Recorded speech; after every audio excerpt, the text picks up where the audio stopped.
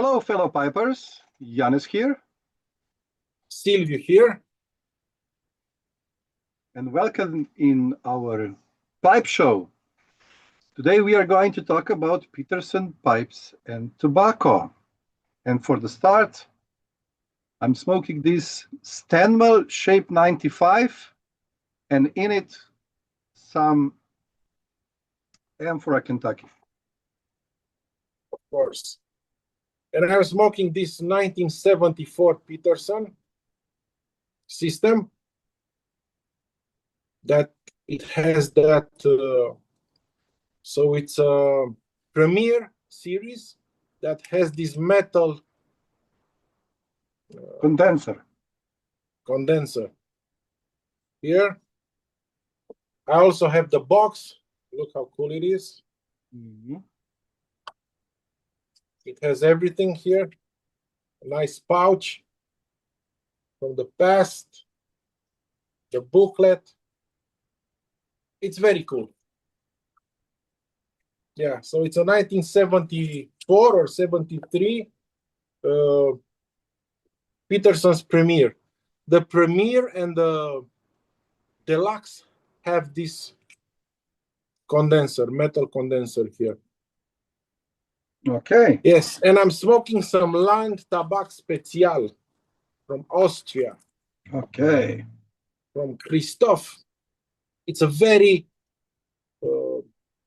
dry tobacco. It's like Vincent Manil, something like that. Extremely dry. It smokes very quickly, and it's such a good change from time to time to smoke some very dry tobacco that ends up quickly. That's why I have another Peterson here prepared with a guy with Hogarth blend. But yeah, Peterson's. What a legendary company. Yeah, I agree. It was founded in the 1880s, 1884 or 1886, something like that. 1865. 65? Yeah, because I have this tin here, 1865. It's in commemoration of 150th anniversary. But I will talk about this later on about tobacco, just to have a time frame, let's say. Yeah, there were the Cap brothers that had a store in Dublin, I think. And then this Polish guy, I think it's... Or Estonian. Or Estonian guy, yeah, came with the idea of creating these pipes, and they merged, and yeah, they created history. So yeah, I should show a few old and new Petersons. I have quite a lot of them. It's one of my favorite companies. Stanwell, Peterson's, Dunhill are my favorite. Chariton. Yeah, so this shape, as you can see, I like the smaller Petersons. This shape is also called a Dutch shape. See this straight up ball? It's called a Dutch. I have also from you another Dutch that it's from 1986. It's sandblasted. See, they are very small.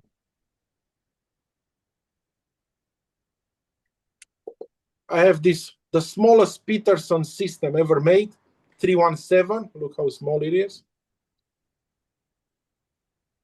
It's one of the best pipes. So the smallest Peterson system band ever made. I have here the smallest Peterson system straight ever made. It's a shape 31, and this is 31.7. See, it has a long tube. I will talk about the system later. A newer pipe that you have gifted me, a straight one. By the way, in the past, they were called Petersons with an apostrophe and an S. Petersons, okay? Now they are called Peterson, Dublin. This is a rare piece. They only made 500 of them. And you kindly gifted me with silver ring. This is number 370 something from 500. I have quite a lot of them, but I will only show one more. Yes. Look at that. 999 Donegal, very hard rusticated. And this is Peterson Christmas Pipe 2017, 2-to-1 shape. Just to add to what Silvio is showing. As you can see, Mr. Yanis's favorite pipes are sandblasted or rusticated ones. Mine are downhill root briar and smooth pipes. And this is a new one, a newer one from 2019, I think. Sherlock Holmes. It's actually one of my favorite pipes, although they were made better in the past. Very cool shape. I really like this pipe. But in the past, the nomenclature was deeper. This is doubled. You can barely see it. The rings, silver rings, are thinner. I actually had to choose between 5 of these because they had the cracked silver rings. With the old ones, they are always, the nomenclature is much deeper. You cannot see it, but I don't know, since Laudisi bought Peterson, maybe the things are different. But in the last 20, 30 years, the quality was down. The mouthpieces for the system ones, they were so much thinner here than now. They were handmade from vulcanite. They are thinner, much more comfortable. So even these stems were much better, in my opinion, in the past. Yeah, maybe you can speak a little bit about Peterson's tobaccos.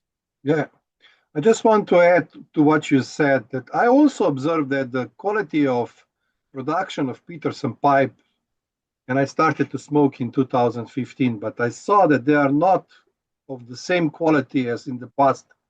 I even had to return one pipe to UK where I bought in a certain shop because there were like chunks of material missing, and it was not like symmetric, you know. Yeah. So I made a really nice photo with lines in PowerPoint, everything, measuring stuff, and it was really a bad quality control example. So, but no problem. They sent me new one. It was okay, and so on. So I'm just saying that I'm glad that if this was somehow in decline, Peterson pipes, regarding quality, it was good that the investor came by and bought the Peterson pipes, meaning the rights, the factory, and so on. And it's coming back with some new lines of pipes, maybe some old lines revived, and so on. But I think that the quality went up. Yeah, the sandblasting is much better with Laudisi than before them. Yeah, this is a Sherlock Holmes, so not a cheap pipe. And I bought one, I had to send it back. They sent me another one, I had to send it back, and I actually went to their place there, and it had to choose.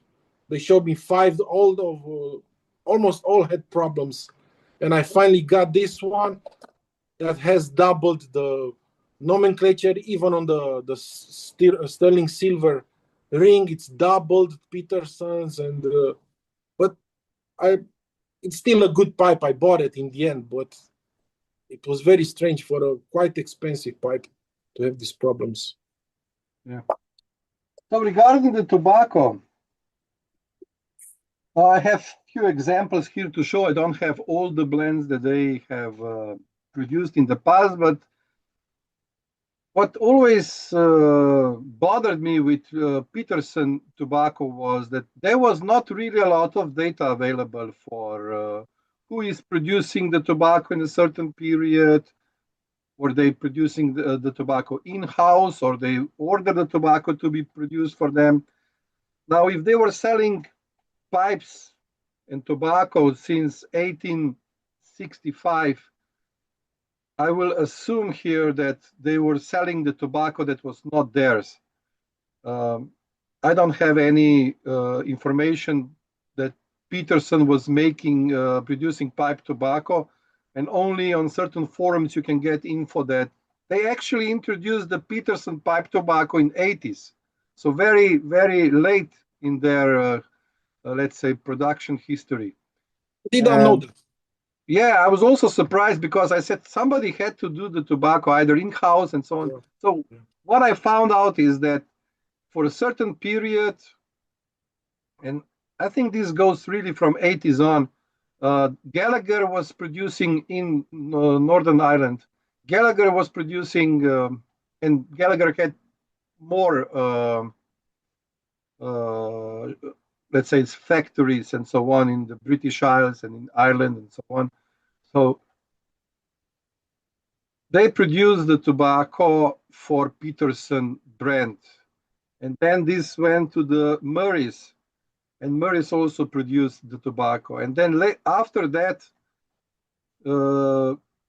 we can find that the Koolhaas and Koop was producing tobacco for Peterson. Not all the blends, certain blends, and then the Orlik Tobacco and McBaron were producing also. So it seems like they distributed the production of the tobaccos after the era of Gallagher and Murray's to different European, continental European companies, meaning, as I said, the Orlik, the McBaron, and of course the Koolhaas and Koop. And let me show you a few pipes. So they have these non-aromatic tobaccos like the one we know, so Peterson Old Dublin.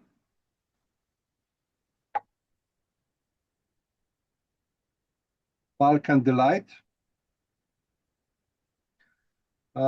This tin I bought from UK because when I was buying from Germany, this was discontinued on German market, and then I had to. I like this tobacco, and I bought few tins also in UK. You gifted me one. And then the ones that I really like, and I think that you can also go with this. So the Peterson University Flake. Yeah. Irish Flake.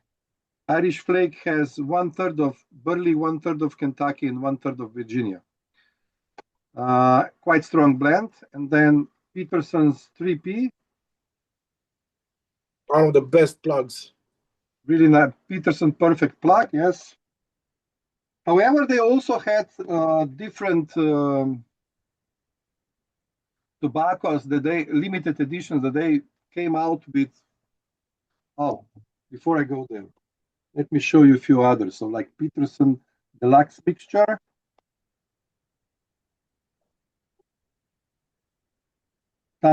Sunset Breeze, and then you have the Sherlock Holmes, the Irish Oak, the different. And then later on in there, when there was still sold as under the Peterson brand and owned by the Peterson, we had coming tobaccos coming in pouches like Connemara Black, which I think is a cherry blend, and then you have Aaron as a Virginia Latakia and so on. So then they moved to tobaccos that were also sold in pouches. But what they have was also limited editions like this one. So special reserve. And usually the special reserves were a little bit, sorry for this, a little bit with the aroma, so aromatic ones. This, if you're looking for something, and if you can find it, of course, this is what I recommend. Peterson Special Reserve 150th anniversary. This one is Virginia Burley or Virginia Kentucky. This one is really good. I'm sorry I didn't buy that in the past more. They had this.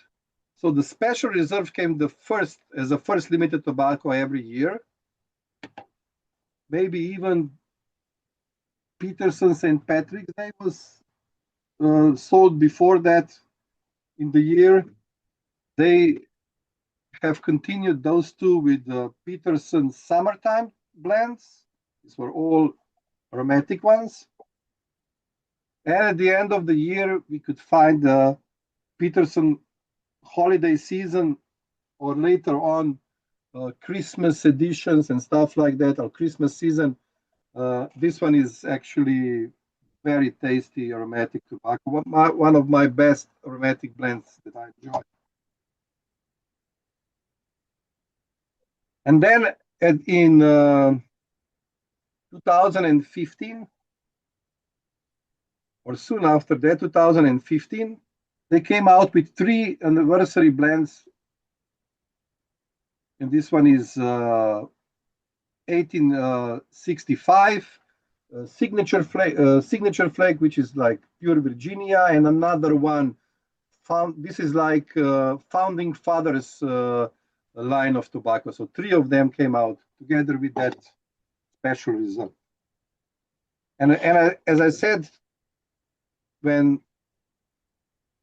Koolhaas and Koop was making, after the Koolhaas and Koop was making the blends, they also came out with similar blends like Red Race Sterling Flake, Wallace Flake, and so on, that resembles like Irish Flake, and then the University Flake, and so on. And they were selling them under the Red Race brand.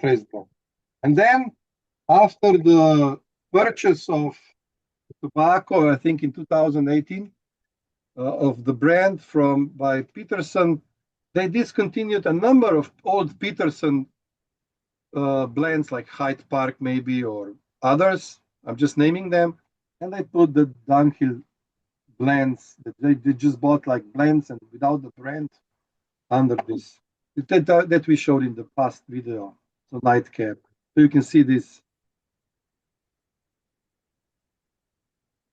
the way it was meant. Okay, so much about Peterson tobacco. It seems like they were like, this was like just an additional business that they had, so making pipes and then selling tobacco just for the sake of having their own brand of tobacco, like a number of other pipe makers or pipe companies. This is it.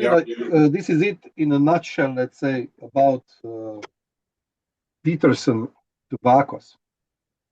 So you were saying that the system, Peterson system pipes, had a special principle of gathering moisture, and you said that you're going to elaborate on this one. Yeah. By the way, our friends can see in our last video, we smoked the Dunhills with the inner tube. I smoked the Petersons with the condensers. We both smoke the pipes that have stingers. With stingers, we never have problems. I see so many people that absolutely hate the inner tubes, the stingers. They are removing them. They hate them. They say they cannot smoke with them. They are such big problems. We never encountered these problems. You know, so I actually appreciate pipes that have some kind of strange, unique feature.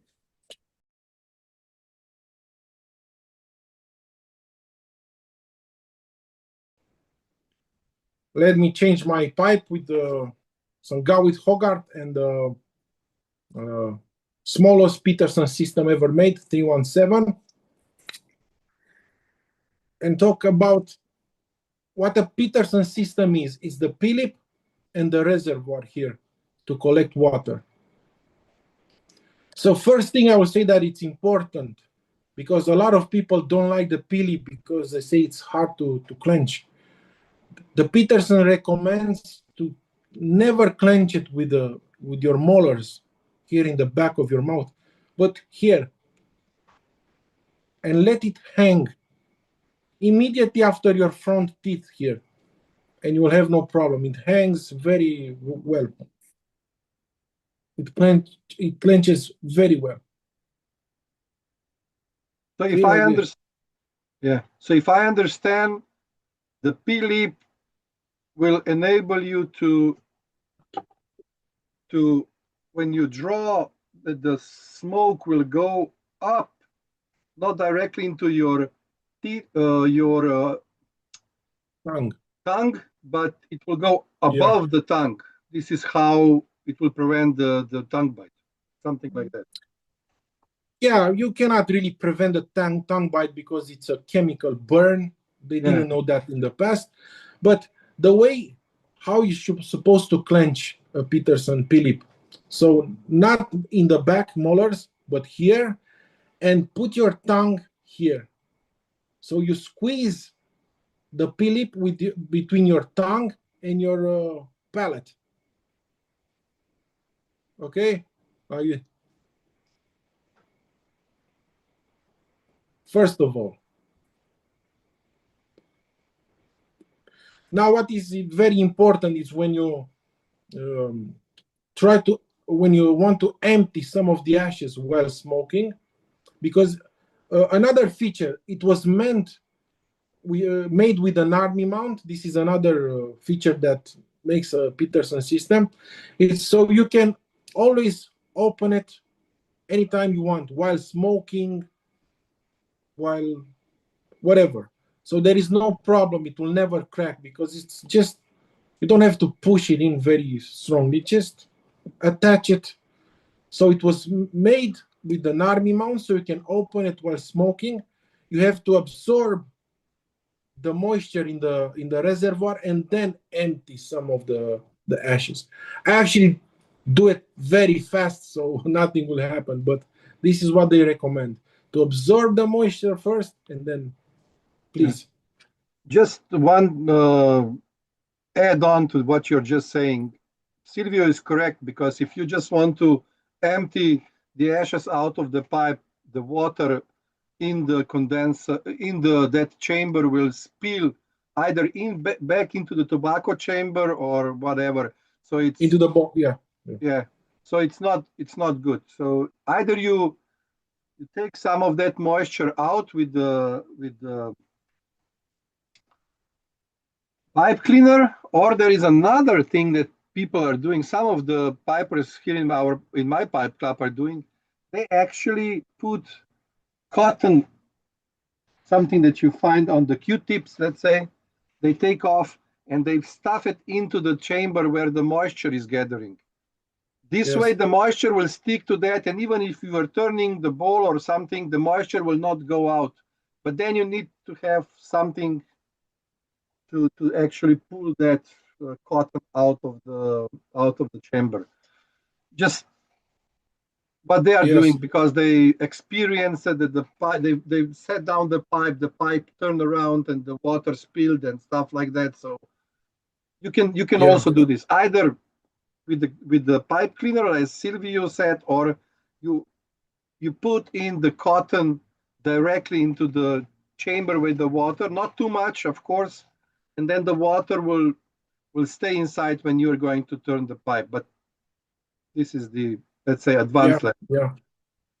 Another important thing is from time to time to remove the stem and let it dry, because in a normal pipe the moisture, it's on a longer, let's say, portion of the wood of the pipe. With the reservoir here, all the water it's gathered into one point, let's say, and if you don't dry it up, it will eat the wood here, and in a long time it can break or damage. So it's very important from time to time remove the stem and leave it overnight for drying. Another thing that Peterson recommends is when you put the pipe down and you smoke that it's filled with ashes, you turn this like this, and you put it down, and it will stay into a position. Let's say I cannot show you, but it won't spill the ashes. Okay, you turn this stem like this. That I didn't know. Yeah, yeah. They actually recommend to fill the pipe differently than a normal pipe. So you put a pinch and you squeeze it next to the hole, to the drilling hole of the bowl. You squeeze it towards there, and then you pack it lightly all the way to the top. But I never do that. I have, these are so small that I can't even manage to do it. So yeah, a few interesting facts about Peterson's system. So to conclude the video, Silvio, how would you rate the Peterson pipes, either old or new ones, in comparison to other brands that are very well known of the same level? Let's say either the Savinelli, the Stanwells, I don't know, any other brand. Yeah, so like with all English, and I think with all pipes, it's important. The era is very important. So they had better eras like Aire, made in Aire, the Republic era, which is a long period of time. The pipes were very good in the made in Republic of Ireland. You will see written on the pipes. They were still very good. The mouthpieces. For me, the most important is the mouthpiece. So I rate the pipe mostly of how good the mouthpieces are. So made in Aire and the Republic era, in my opinion, are the best era of Petersons. In general, they're workhorses. They have very expensive lines that very few people are buying, but it's up there with the, I don't know, Stanwell. I don't know, I like them more than Savinelli's and other pipes. So yeah, they have a bad period between 1890s, 2000s. They're not as good, but they're usually good pipes. Okay, and on this note, we will conclude the video. I hope you found out something new, or we gave you some food for thought, and you can then explore yourself. I think you will find quite a lot of texts being written on this subject, meaning the Peterson pipes, and not so much about tobacco. And until we meet again, I wish you all a lot of pleasant smokes.